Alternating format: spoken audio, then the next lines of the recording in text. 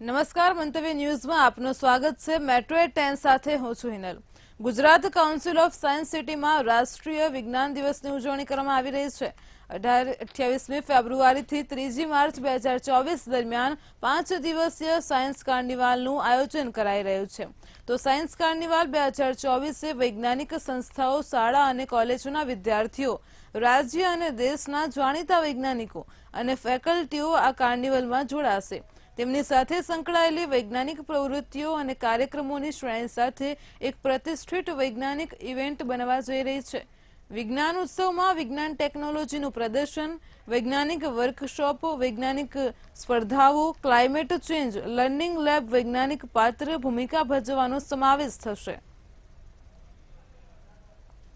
Science અને technology વિભાગ દ્વારા સાયન્સ કાર્નિવાલનું આયોજન કરવામાં આવે છે અને આ વખતે અમે ઘણી બધી પ્રવૃત્તિઓ સ્ટુડન્ટ્સ માટે રાખેલી છે અને બધા સ્ટુડન્ટ માટે, બધા લેવલના સ્ટુડન્ટ્સ માટે રાખેલી છે અને એના માટે આ બાળકોને શરૂઆતથી જ એક સાયન્ટિફિક ટેમ્પર ડેવલપ થાય, પોતે કરીને એક પ્રેક્ટિકલ મેનરમાં બધું શીખે, એના માટે પણ અમે ઘણી બધી વ્યવસ્થા કરી છે। અને ગુજરાત વિધાનસભામાં 2 વિધેયક સર્વાનુમતે પસાર। તો હાલ અત્યારે બ્રેકિંગ ન્યૂઝ સામે આવી રહ્યા છે। ગુજરાત વિધાનસભામાં 2 વિધેયક સર્વાનુમતે પસાર। અહીં Gujarat university of transplantation science વિધેયક 2024,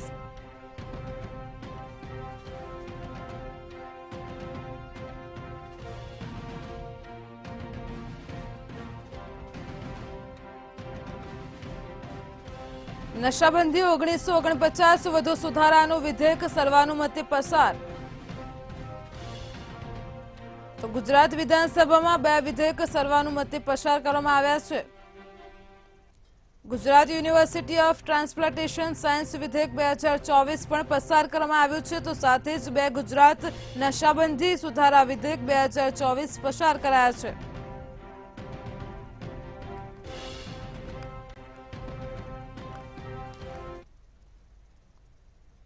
રાજકોટમાં છેતરપિંડીની વધુ એક ઘટના સામે આવી છે। રાહુલ કુમાર ગુપ્તા નામનો શખ્સ લોકોને ફોન કરી કંપનીના લકી વિનર ગણાવી અને મોંઘી હોટલમાં જમવા બોલાવતો હતો।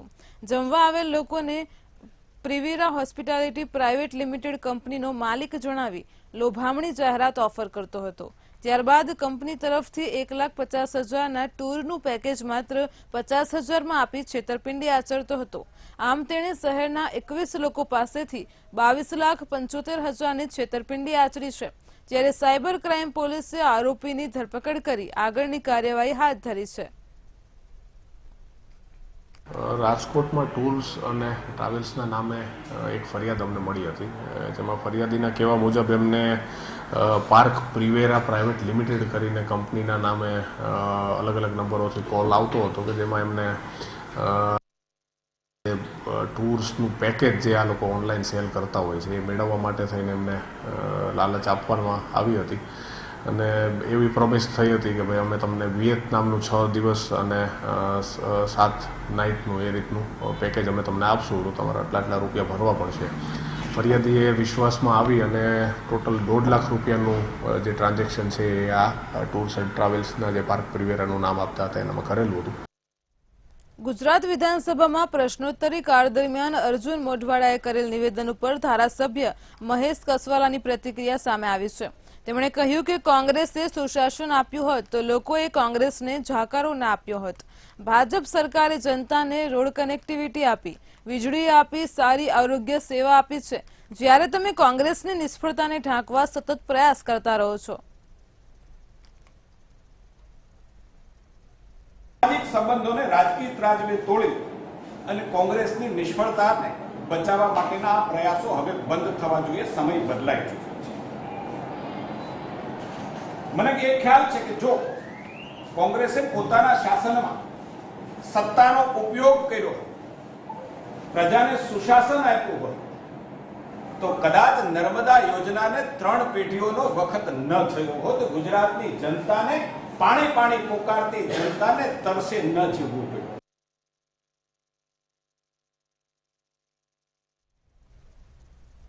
રાજકોટની સિવિલ હોસ્પિટલ નજીક બનેલી જનાના એટલે કે MCH હોસ્પિટલનું રવિવારે વડાપ્રધાન મોદીના હસ્તે લોકાર્પણ કરવામાં આવ્યું હતું.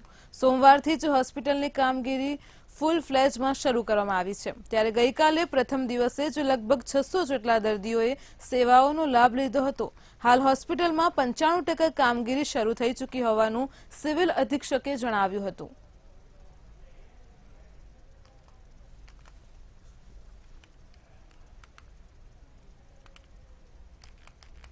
ઓપીડીનું એડમિશન ચાલુ થઈ ગયું, આઈપીડી પણ ચાલુ થઈ ગયું છે. જ્યાં સુધી ઓપીડીની વાત કરીએ તો ગઈકાલે આપના જે પેડિયાટ્રિક્સ એટલે બાળકોનું ઓપીડી અને જનાનાનું ઓપીડી જે માતાઓનું ઓપીડી છે, આમાં ઓલમોસ્ટ 300 હતું. 300 બાળકોનું અને 300 જના સ્ત્રીઓનું હતું. એટલે ઓલમોસ્ટ 550 થી 600 એવરેજ ઓપીડીનું હતું. અને જ્યાં સુધી ઇન્ડોરની વાત છે, ઇન્ડોરમાં આપના 60 ઓલમોસ્ટ 60 દાખલ થયા હતા.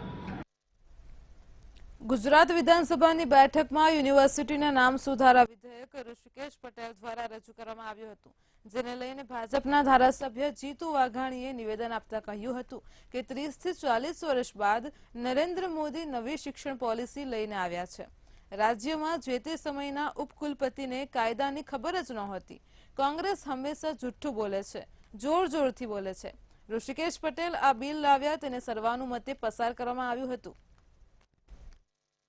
સંશોધનનું બિલ એ માનનીય ઋષિભાઈએ રજૂ કર્યું છે. સમય સાથે સંશોધન કરીને વિધાનસભામાં વિધેયકો લવાતા હોય છે, સમયની માંગ સાથે અને આગામી સમયને ધ્યાનમાં રાખીને નવી એજ્યુકેશન પોલિસી કોંગ્રેસ ન લાવી પણ આદરણીય નરેન્દ્રભાઈએ 35-40 વર્ષ પછી તમામ એ તજજ્ઞો હોય, એ શિક્ષણ જગતના લોકો એની સાથે બેસીને લાવ્યા.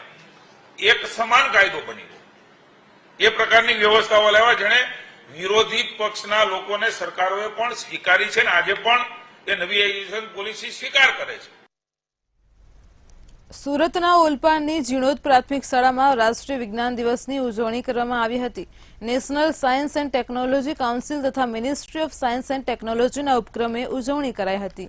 ધોરણ 3 થી 8ના બાળકોએ સાયન્સ ટીચર ચિરાગ પટેલના માર્ગદર્શન હેઠળ વિવિધ પ્રદર્શન કર્યા હતા, જેમાં વિજ્ઞાન સંબંધિત વિવિધ ચાર્ટ, ચિત્ર, પ્રાયોગિક સાધનોના પ્રોજેક્ટ રજૂ કર્યા હતા. સુરત જિલ્લા પ્રાથમિક શિક્ષક સંઘના પ્રમુખ કિરીટભાઈ પટેલના અધ્યક્ષસ્થાને કાર્યક્રમ યોજાયો હતો.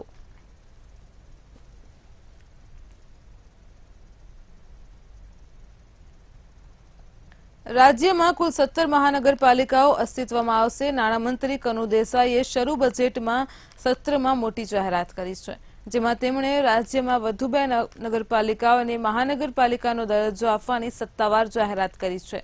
મુખ્યમંત્રી ભૂપેન્દ્ર પટેલના નેતૃત્વમાં રાજ્ય સરકારે આયોજનબદ્ધ શહેરી વિકાસ દ્વારા ઇઝ ઓફ લિવિંગ વધારવાની પ્રતિબદ્ધતા સાથે વધુ 2 નગરપાલિકાઓને મહાનગરપાલિકામાં રૂપાંતરિત કરવાનો નિર્ણય કર્યો છે. નાણામંત્રી કનુભાઈ દેસાઈએ કહ્યું કે પોરબંદર છાયા શહેર દરિયા કિનારે આવેલ વિશિષ્ટ ભૌગોલિક પરિસ્થિતિ ધરાવતું શહેર છે. પોરબંદર દરિયા કિનારે આવેલું હોવાથી ટુરિઝમ ક્ષેત્રે તથા પવન ઉર્જા અને સૌર ઉર્જા જેવા ગ્રીન એનર્જીના ક્ષેત્રે વિકાસ થવાની વિપુલ તકો ધરાવે છે. અને તે જ રીતે નડિયાદ શહેર પણ રાષ્ટ્રીય ધોરીમાર્ગ, એક્સપ્રેસ હાઈવે તથા રાજ્ય ધોરીમાર્ગથી અન્ય મોટા શહેરો સાથે જોડાયેલું છે. નડિયાદ એ ગુજરાતના ઇન્ડસ્ટ્રીયલ બેલ્ટ પર આવેલું શહેર છે. સાંસ્કૃતિક અને ઐતિહાસિક વારસો ધરાવતા આ બંને નગરો પોરબંદર અને નડિયાદને મહાનગરપાલિકાનો દરજ્જો મળતા બંને શહેરોને આધુનિક માળખાગત સુવિધાયુક્ત બહુઆયામી મહાનગરપાલિકાઓ તરીકે વિકાસ પામવાની ઉજ્જવળ તકો પ્રાપ્ત થશે.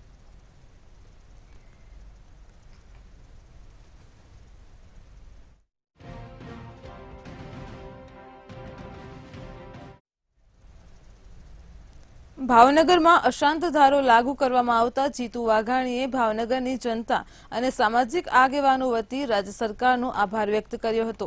ભાવનગર શહેરના પૂર્વના અને પશ્ચિમના ઘણા ભાગો બાકી હતા અને તેનો પણ અશાંત ધારામાં સમાવેશ કરવામાં આવે છે. આ અંગે જીતુ વાઘાણીએ જણાવ્યું હતું કે મુખ્યમંત્રી ભૂપેન્દ્ર પટેલ અને ગૃહ રાજ્ય મંત્રી હર્ષ સંઘવીએ ત્વરિત નિર્ણય આપ્યો છે રાજ્યની સુરક્ષા અને સલામતી એ સરકારની જવાબદારી છે. આ અંગે સરકાર દ્વારા અશાંત ધારાનું જાહેરનામું પ્રસિદ્ધ કરવામાં આવતા શહેરની જનતામાં ઉત્સાહનો માહોલ છે. પાર્ટીના કાર્યકર્તાઓ, સામાજિક સંસ્થાઓ વગેરે સતત ધારાસભ્ય તરીકે મને રજૂઆત કરેલી. સરકારમાં પણ અમે માનનીય મુખ્યમંત્રીશ્રીને રૂબરૂ મળેલા. મને કહેતા આનંદ છે કે ઐતિહાસિક નિર્ણય ભાવનગર શહેરમાં એ બહાર પડી ગયું.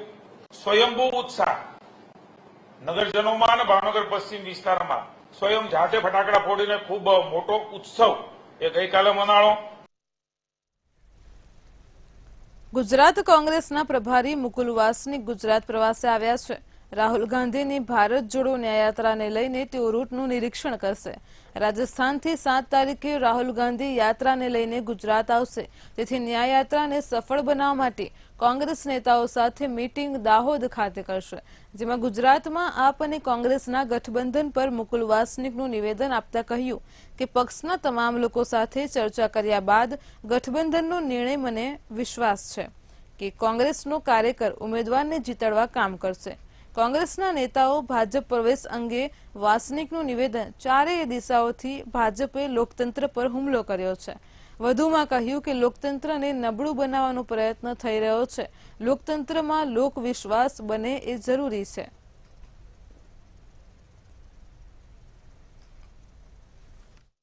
ये 7 मार्च को हमारे नेता आदरणीय राहुल गांधी जी भारत जोड़ो न्याय यात्रा को लेकर यहाँ पर गुजरात में प्रवेश करेंगे और उसी की तैयारी के सिलसिले में पहले से ही हमारे तमाम साथियों ने तैयारी शुरू की. आज भी हम तैयारी के दृष्टि से हम अलग अलग जगह जाएंगे और एक समीक्षा करेंगे कि कहां तक के हम तैयारी कर चुके हैं और क्या कुछ करना और बाकी है. રાજ્યમાં ટેકનિકલ આરટીઓ ઇન્સ્પેક્ટર દ્વારા વિવિધ માંગણીને લઈને સતત ત્રીજા દિવસે વિરોધ પ્રદર્શન કરવામાં આવ્યું છે. આરટીઓ કચેરીમાં રોજે રોજ અલગ અલગ પ્રકારે વિરોધ કરવામાં આવી રહ્યો છે. પહેલા દિવસે કચેરી આરટીઓ અધિકારીએ આવેદનપત્ર આપી વિરોધ નોંધાવ્યો હતો અને આજ રોજ સોશિયલ મીડિયાના માધ્યમથી વિરોધ કરવામાં આવ્યો હતો. જ્યારે આવતીકાલે સૂત્રોચ્ચાર કરી ટેકનિકલ આરટીઓ ઇન્સ્પેક્ટર તેમજ સ્ટાફ વિરોધ કરશે. 11 માર્ચ સુધી અલગ અલગ કાર્યક્રમો દ્વારા વિરોધ કરવામાં આવશે. માંગણીઓ ન સંતોષાય ત્યાં સુધી ગુજરાત મોટર વાહન વિભાગના ટેકનિકલ અધિકારીઓ એ કાળી પટ્ટી પહેરી અને પોતાની ફરજ બજાવી વિરોધ નોંધાવશે.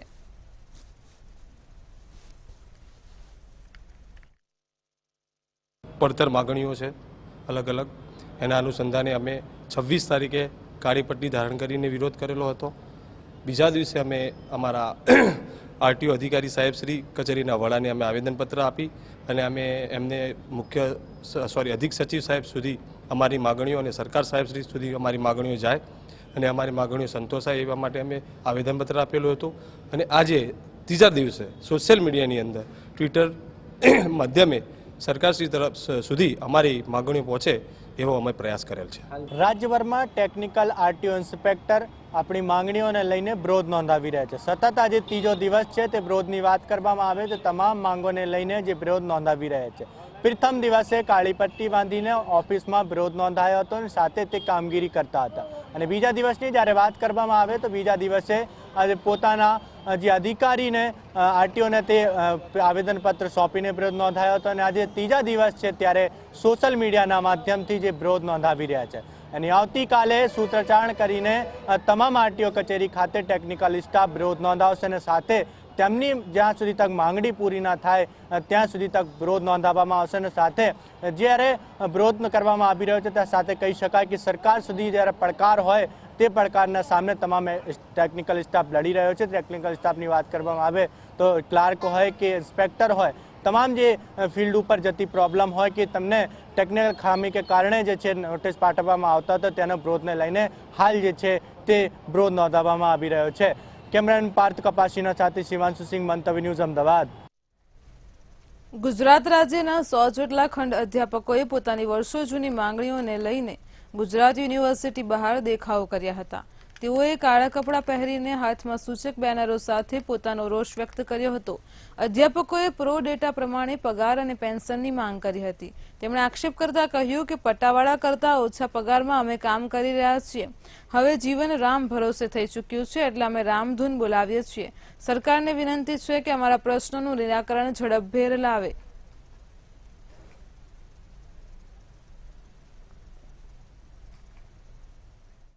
રામ શ્રી રામ જય રામ જય. હું આજે રામધૂનનો બેલ્ટ પહેરીને પણ સરકારશ્રીને વિનંતી કરું છું કે 700 વર્ષ જૂનો રામ મંદિરને જો રામ ભગવાનને ઘર મળ્યું તો અમારો 30 વર્ષ જૂનો પ્રશ્ન કેમ ઉકેલતો નથી? એક નાનકડા વર્ગનું બહુ જ મોટું શોષણ થઈ રહ્યું છે, જ્યાં જીવવા મરવાનો હક આવે છે ને મારા બાળકો કે અમારું ફેમિલીનું સારી રીતે અમે ગુજરાન કરી શકીએ એ માટે અમે સરકારને એક વિનંતી કરીએ છીએ કે અમારો આ નાનકડા વર્ગનો આ જૂનો પ્રશ્ન ઉકેલે. એવા લોકો જેને 30 વર્ષથી અમારું સતત શોષણ થઈ રહ્યું છે. અમારી મુખ્ય સમસ્યા એ છે કે અમારે પ્રો રેટા પગાર અમને મળવો જોઈએ, એટલે કે ખંડ સમયના અધ્યાપકોને 1.5 લાખ રૂપિયા સુધીનો માસિક પગાર મળવો જોઈએ. એની જગ્યાએ અત્યારે અમને ફક્ત માસિક 8,400 થી 25,200 રૂપિયા જેટલો નજીવો પગાર મળે છે. આ પગાર અમારી કોલેજોના પટાવાળા કરતાં પણ પગાર અમારો ઓછો છે અને અમને યુજીસી પ્રમાણે હાઈકોર્ટના ચુકાદા પ્રમાણે અમારી પેન્શનેબલ જોબ છે, અમને પેન્શન મળવું જોઈએ. એની જગ્યાએ જે લોકો અમારા મરી ગયા એ લોકોને મર્યા પછી 1 રૂપિયો કંઈ નહીં. ગુજરાત માધ્યમિક અને ઉચ્ચતર માધ્યમિક બોર્ડની પરીક્ષામાં ગેરરીતિ કરનાર સામે પોલીસ કેસ થશે. શિક્ષણ બોર્ડ દ્વારા ધોરણ 10 અને 12ની બોર્ડની પરીક્ષાના એક્શન પ્લાન સાથે ગેરરીતિ બદલ થનારી સજાનું કોષ્ટક પણ જાહેર કરાયું છે. વિદ્યાર્થીઓ દ્વારા પરીક્ષા સમયે આચરાતી કુલ 33 ગેરરીતિની યાદી અને તે બદલ સજાની જોગવાઈ જાહેર કરાઈ છે, જેમાં કુલ 5 ગેરરીતિ બદલ પોલીસ ફરિયાદની જોગવાઈ કરાઈ છે.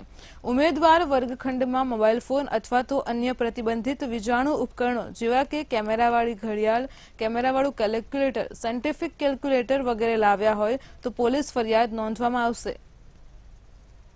બોર્ડની પરીક્ષાને લઈને શિક્ષા કોષ્ટક જે છે એમાં 33 પ્રકારની જે ભૂલો છે એમની સામે આ શિક્ષા કોષ્ટકમાં કઈ સજા થઈ શકે એવું સ્પષ્ટ જણાવવામાં આવેલું છે ને ઓલરેડી બોર્ડના વિનિયમોમાં એનો પરીક્ષાના જે છે વિનિયમો એમાં શિક્ષા કોષ્ટકની અંદર એનો સમાવેશ થયેલો છે. એટલે આ દર વર્ષે શિક્ષા કોષ્ટક છે અને એનો અમલ કરાવવામાં આવે જ છે. સીસીટીવી વ્યુઇંગ હેઠળ જે કોઈ વિદ્યાર્થીઓ આવા પ્રકારની ભૂલો કરે છે તેમની સામે બોર્ડમાં હિયરિંગ કરવામાં આવે છે જ અને તેમની સામે જરૂરી ગેરરીતિના કેસ કરવામાં આવે જ છે. અમદાવાદમાં આવેલી માઉન્ટ કાર્મેલ શાળાના વિવાદનો અંત આવ્યો છે. તો હાલ અત્યારે માઉન્ટ કાર્મેલ શાળાના સંચાલકોએ દાવો કર્યો હતો કે શાળા જર્જરિત છે, પરંતુ આજે કાર્યપાલક ઇજનેરનો રિપોર્ટ આવી ગયો છે. આ રિપોર્ટ મુજબ આ શાળાનું બિલ્ડિંગ પ્રથમ દ્રષ્ટિએ વાપરવા યોગ્ય છે અને આ રિપોર્ટ મુજબ સ્કૂલ હજુ પણ વિદ્યાર્થીઓને બેસવા લાયક હોવાની સ્પષ્ટતા કરવામાં આવી છે, જેથી આ સ્કૂલમાં ભણતા વિદ્યાર્થીઓ અને તેમના વાલીઓને મોટો હાશકારો મળ્યો છે. આ સ્કૂલમાં ભણતા 1700 જેટલા બાળકોનું ભવિષ્ય હવે સુરક્ષિત રહેશે.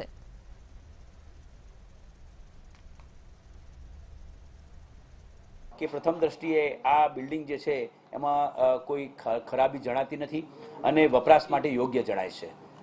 એટલે ખાસ અત્યારે હાલ એવું કહી શકાય કે બિલ્ડિંગ વપરાશ કરવા માટે યોગ્ય છે. છતાં એવું જણાવ્યું છે કે સ્ટ્રક્ચરલ રિપોર્ટ માટે વધુ જરૂર હોય તો માર્ગ મકાન વિભાગ જે આલેખન વર્તુળ કચેરી છે જૂના સચિવાલયમાં ત્યાં જણાવવા માટે કહ્યું છે. પરંતુ હાલ જે પ્રશ્ન હતો કે હાલ વપરાશ કરવા યોગ્ય બિલ્ડિંગ છે તો તે અત્યારે આ રિપોર્ટ પરથી કહી શકાય કે વિદ્યાર્થીઓને અત્યારે હાલ કોઈ પણ પ્રકારે અસલામતી નથી. એટલે સલામત રીતે એ શૈક્ષણિક કાર્ય ત્યાં શાળામાં થઈ શકે એવું આ સ્પષ્ટ જણાય છે. જૂનાગઢના કેશોદથી હાલ અત્યારે આપઘાતનો મામલો સામે આવી રહ્યો છે. તો વાત કરવામાં આવે તો આપઘાતની ઘટના સામે આવી છે. જૂનાગઢના કેશોદમાં યુવાનનો આપઘાતનો મામલો સામે આવ્યો છે. સોંદરડા ગામે યુવાને અગમ્ય કારણોસર આપઘાત કર્યો છે. ગળા ફાંસો ખાઈને તેને મોતને વહાલું કર્યું છે, તેનું જીવન ટૂંકાવી લીધું છે. તો જૂનાગઢમાં એક યુવકે ગળે ફાંસો ખાઈને આપઘાત કર્યો છે. ભાવિન ચાવડા નામના યુવાને ગળે ફાંસો ખાઈ આપઘાત કર્યો છે. આ ઘટનાને લઈને પોલીસે વધુ તપાસ હાથ ધરી છે. તો જૂનાગઢના કેશોદમાં યુવાનનો આપઘાતનો મામલો સામે આવી રહ્યો છે. ભાવિન નામના યુવાને ગળે ફાંસો ખાઈ અગમ્ય કારણોસર આપઘાત કર્યો છે. સોંદરડા ગામે આ યુવાને આપઘાત કર્યો હોવાનું સામે આવ્યું છે. ગળે ફાંસો ખાઈને તેને પોતાનું જીવન ટૂંકાવી દીધું છે. તો ભાવિન ચાવડા નામના યુવાને ગળે ફાંસો ખાઈ આપઘાત કર્યા હોવાનો મામલો કેશોદથી સામે આવી રહ્યો છે. આ ઘટનાને લઈને પોલીસે વધુ તપાસ હાથ ધરી છે.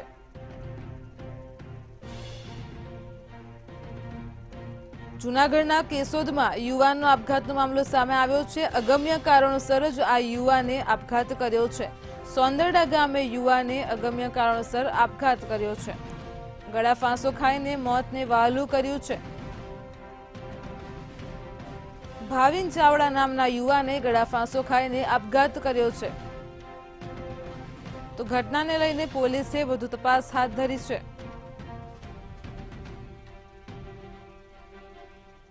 જૂનાગઢના કેશોદમાં યુવાનનો આપઘાતનો મામલો સામે આવી રહ્યો છે. અગમ્ય કારણોસર આ યુવાને ગળે ફાંસો ખાઈને આપઘાત કર્યો છે.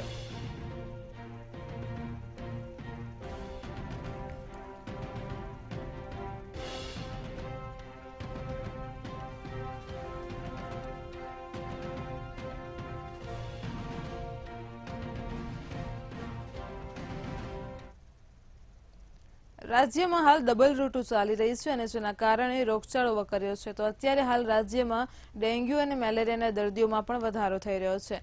અમદાવાદની સોલા સિવિલ હોસ્પિટલમાં ચાલુ અઠવાડિયે વાયરલ ઇન્ફેક્શનના 1441 કેસ નોંધાયા છે. ચાલુ મહિનામાં અત્યાર સુધી ઝાડા ઉલટીના 96 કેસ નોંધાયા છે. સાથે વાયરલ ઇન્ફેક્શન અને ડેન્ગ્યુના તથા મેલેરિયાના કેસ પણ જોવા મળી રહ્યા છે. સોલા સિવિલ હોસ્પિટલમાં છેલ્લા અઠવાડિયામાં ડેન્ગ્યુના સસ્પેક્ટેડ 100 જેટલા કેસો જોવા મળ્યા હતા, જેમાંથી એક કેસ પોઝિટિવ આવ્યો હતો.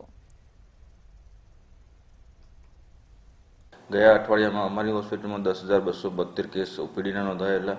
ઇન્ડોર દર્દી લગભગ 928 દર્દીઓ અમારી હોસ્પિટલમાં ઇન્ડોર દર્દીઓ જોવા મળેલા. જેમાં ડેન્ગ્યુ, મેલેરિયા, ચિકનગુનિયાની વાત કરીએ તો ડેન્ગ્યુના અમારી હોસ્પિટલમાં 100 સેમ્પલ ગયા અઠવાડિયામાં લેવામાં આવેલા. એમાં એક કેસ પોઝિટિવ જોવા મળેલો અને ડેથ રેટ એક પણ એમાં હતું નહીં.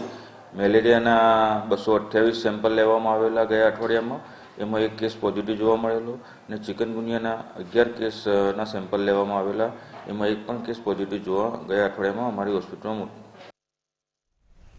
અમદાવાદની વિદ્યાર્થીની 19 વર્ષની ઉંમરમાં જ સીએસ બની છે. મહેક સેજવાની નામની વિદ્યાર્થીની સીએસનો અભ્યાસ કરતી હતી.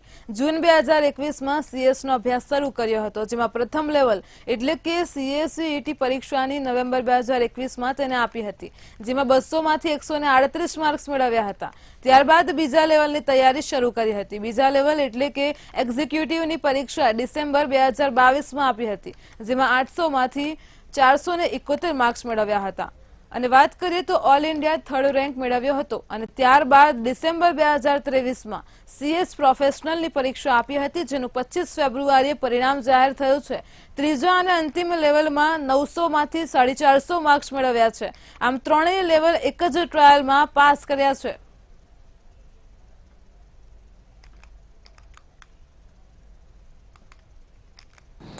बहुत खुशी हो रही है एट द तीनों एक लेवल एक बार में क्लियर करना at the age of 19 it in itself is a big thing. I am very proud of myself and even जो मुझे इंस्टीट्यूट से हेल्प मिली, मेरा पेरेंट्स का सपोर्ट मिला, मेरी वजह से मेरे पेरेंट्स भी बहुत प्राउड है. तो वो बहुत नेक्स्ट लेवल फीलिंग है, बहुत अच्छा लग रहा है. इवन फर्स्ट लेवल भी फर्स्ट अटैम्प्ट में, मेरा ऑल इंडिया रैंक भी फर्स्ट अटैम्प्ट में है. इवन प्रोफेशनल के तीनों मॉड्यूल भी मैंने एक बार में पास किए. सब मेरे फैमिली वाले बहुत ज़्यादा खुश हैं, उनको मेरे पे बहुत ही गर्व है. हमारे जो फैमिली है वैसे भी वो लॉ में है, पर उसको अपने लिए अलग से कुछ करना था. जब मैंने उसको बोला कि तू भी लॉ ज्वाइन कर ले, बोले नहीं, मैं अपने से अलग से एक नाम करूँगी, मैं अपने लिए कुछ, अपनी फैमिली का, मैं आप लोगों का नाम प्राउड करूँगी और इसके लिए बहुत खुशी है. परिवार के लिए गर्व की बात है, क्या कहना चाहेंगे बच्ची की? उसने रियली में बहुत मेहनत की है शुरुआत से और सर का भी सपोर्ट है. मीन्स हम उसको बहुत बोलते थे एक तो फैमिली फंक्शन अटेंड कर, यहाँ पे तो चल घूमने, एक संडे निकाल. मैं उसको बोलती थी ब्रेक भी बहुत ज़रूरी है. वो बोलती थी नहीं, मैं डिस्टर्ब हो जाऊँगी, आपके लिए 1 घंटा होगा पर मेरे लिए वो चीज़ बढ़ के 3-4 घंटे हो जाती, फिर वो माइंड डिस्टर्ब होता है. इसलिए मैं नहीं, 1-2 साल आप रुक जाओ, मेरे को मेरी मेहनत करने दीजिए और उसका फल देखिए आज मिल ही रहे हैं हमको. की खुशी पूरी कर दी, मेरी पूरी उम्मीद पूरी कर दी उसने. बहुत मेहनत से उस पास की है उसने. क्या कहेंगे आप बच्ची की? भाई माता रानी की कृपा है उसके ऊपर, सब बहुत बढ़िया है. और बोलने के लिए लफ्ज़ ही नहीं मेरे पास। ગીતોના કોપીરાઇટને લઈને હાઈકોર્ટમાં અરજીનો મામલો સામે આવ્યો છે. તો આપણે અવારનવાર સાંભળતા હોઈએ છીએ કે ગીતોના કોપીરાઇટને લઈને અરજી થતી હોય છે, તો હાઈકોર્ટમાં અરજીનો મામલો સામે આવ્યો છે. મોગલ છેડતા કાળો નાગ સહિતના અન્ય ગીતોનો સમાવેશ થાય છે. તો ગીત ગાવું અને કોમર્શિયલ ફાયદો બંને અલગ વસ્તુ છે તેમ હાઈકોર્ટે જણાવ્યું છે. અહીં અરજી કરવામાં આવી તેમાં કોમર્શિયલ કોર્ટના હુકમમાં હસ્તક્ષેપનો હાઈકોર્ટનો ઇનકાર સામે આવ્યો છે. યુટ્યુબ પરથી ગીત દૂર કરવા માટે શિવ સ્ટુડિયોને આદેશ આપવામાં આવ્યો છે. અનેક કલાકારો આ ગીતને ગાઈ ચૂક્યા છે. મોગલ છેડતા કાળો નાગ સહિતના અન્ય ગીતોનો અહીં સમાવેશ થાય છે. તો ગીત ગાવું અને કોમર્શિયલ ફાયદો બંને અલગ વસ્તુ છે. કોમર્શિયલ કોર્ટના હુકમમાં હસ્તક્ષેપનો પણ હાઈકોર્ટનો ઇનકાર સામે આવ્યો છે. ગીતોના યુટ્યુબ પરથી જ ગીત દૂર કરવા માટે શિવ સ્ટુડિયોને આદેશ આપવામાં આવ્યો છે. તો ગીતોના કોપીરાઇટને લઈને હાઈકોર્ટમાં અરજી કરવામાં આવી હતી અને તે દરમિયાન જે વિગતો સામે આવી રહી છે તેમાં મોગલ છેડતા કાળો નાગ સહિતના અન્ય ગીતોનો સમાવેશ થાય છે.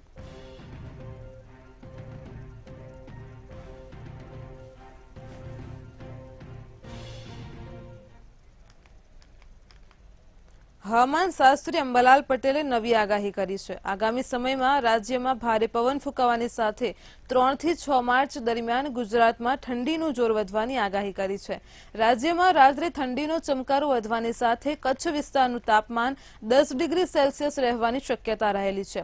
તેમજ રાજ્યમાં 1 થી 3 માર્ચના રોજ કમોસમી વરસાદ પડવાની પણ શક્યતા રહેલી છે. વિક્ષોભ સાથે સાથે દેશના ઉત્તરીય પર્વતીય પ્રદેશોમાં ભારે પવન ફૂંકાશે.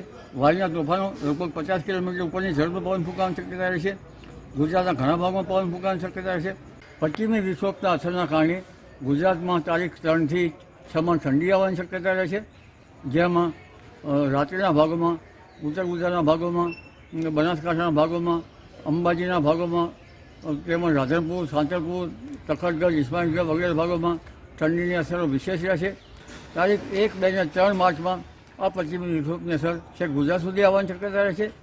જેમાં તારીખ 1માં કચ્છના ભાગોમાં અને તારીખ 2માં ગુજરાતના ઘણા ભાગોમાં આવવાની શક્યતા રહેશે.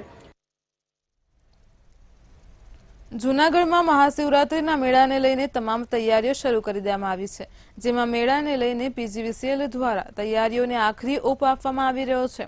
ત્યારે પીજીવીસીએલ દ્વારા 28 જેટલી ટીમો બનાવી અને મેળા દરમિયાન વીજ પુરવઠો ન ખોરવાય તેને ધ્યાને લઈને તૈયારીઓ કરી દેવામાં આવી છે અને તમામ staff round of the clock તૈનાત રહેશે.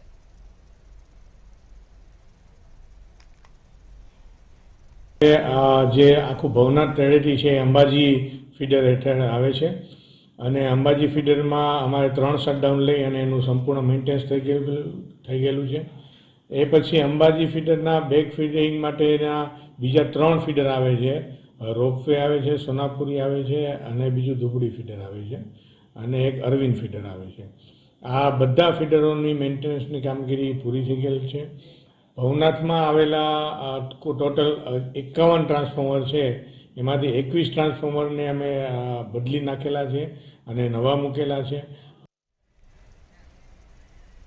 રાજકોટમાં આવકવેરા વિભાગ દ્વારા દરોડા પાડવામાં આવ્યા હતા. 30 સ્થળે આવકવેરા વિભાગ દ્વારા સર્ચ ઓપરેશન કરવામાં આવ્યું હતું. જ્યારે સર્ચ ઓપરેશનમાં કરોડોના બેનામી વ્યવહારો મળી આવ્યા હતા. જ્યારે કોમ્પ્યુટર, હાર્ડ ડિસ્ક, લેપટોપ, દસ્તાવેજો કબજે કરાયા હતા. ઓર્બિટ ગ્રુપ લાડાણી એસોસિએટ્સના 30 સ્થળે દરોડા પાડ્યા હતા. ત્યારે સ્થળ ઉપરથી ખરીદ વેચાણના દસ્તાવેજો મળી આવ્યા હતા. જો કે આઈટીની તપાસ હજુ શુક્રવાર સુધી ચાલશે.